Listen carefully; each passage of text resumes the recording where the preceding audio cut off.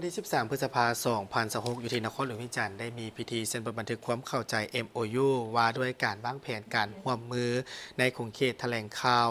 ระหว่างคณะโฆษณาอบรมศูนย์กลางภาคประชาชนปฏิวัติลาวและกระทรวงวัฒนธรรมกีฬาและการท่องเที่ยวเวียดนามในระยะ 2026-2030 โดยการร่วมมือระหว่างสหายวันศรีกว่ามัวกรรมการศูนย์กลางภาคห้องหัวหน้าคณะโฆษณาอบรมศูนย์กลางภาคและสหายนางเลิมที่เฟื่องแทงกรรมการศูนย์กลางภาครัฐมนตรีกระทรวงวัฒนธรรมกีฬาและการท่องเที่ยวเวียดนามให้เกียรติเข้าร่วมโดยสหายคำพันธ์เผยเยาวงศ์กรรมการกรมการเมืองศูนย์กลางภาคหัวหน้าคณะโฆษณาอบรมศูนย์กลางภาคการเซ็นบันทึกร่วมมือระยะ 5 ปีนี้ทั้งสองฝ่ายตกลงจะพัฒนาสายพัวพันธ์ที่มีมาแต่ยาวนานและการร่วมมือแบบยืนยงในขงเขตเวียกงานแถลงข่าวให้สอดคล้องกับกฎหมายข้อกำหนดและสนธิสัญญาของแต่ละฝ่ายทั้งสองฝ่ายได้มีการกำหนดขอบเขตการร่วมมือด้านข้อมูลข่าวสารเกี่ยวกับการเขียนบทความลงหนังสือพิมพ์การกระจายข่าวและข้อมูลข่าวสารทางอิเล็กทรอนิกส์โดยสุ่มใส่ในการหั่นเป็นดิจิตอลการนำใช้ปัญญาประดิษฐ์เข้าในการผลิตในข่าวและกลไกการติดตามวิเคราะห์การแจกแยกเกี่ยวกับห่างเสียงสังคมอยู่ในสื่อสังคมออนไลน์และการคุ้มครองข่าวสารต่างประเทศ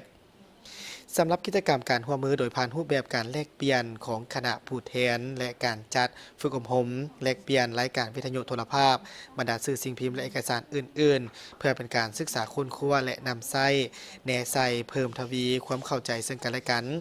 การพัวพันมิตรภาพ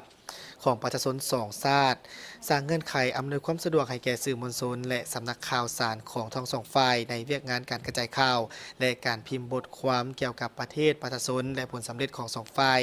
พิเศษแมนสุกยุโฆษณาเกี่ยวกับสายพัวพันธ์ที่ยิ่งใหญ่ความสามัคคีแบบพิเศษการร่วมมือรอบด้านติดพันกับยุทธศาสตร์ของสองประเทศลาวเวียดน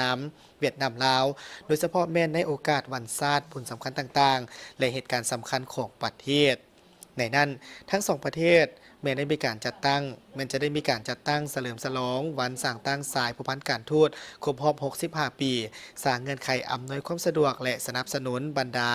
องค์การข่าวสารบรรดาองค์การจัดตั้งวิสาหกิจที่มีการเคลื่อนไหวในขงเขตกระจายเสียงโทรภาพและการเขียนบทความลงหนังสือพิมพ์ของสองประเทศเพื่อรับประกันความเข้มแข็งของสายพัวพันธ์การร่วมมือการเยี่ยมยามการช่วยเหลือทางด้านเทคนิคและการเปลี่ยนแปลงประสบการณ์พร้อมกันนี้ทั้งสองฝ่ายยังได้มีการร่วมมือกันในการจัดงานวางแสดงข่าวและรูปภาพเวทีปรึกษาหารือกองประชุมปรึกษาหารือและกองประชุมสัมมนาเพื่อเพิ่มทวีการพัวพันร่วมมือแลกเปลี่ยนความคิดความเห็นการพัฒนาในขงเขตแถลงข่าวของสองประเทศ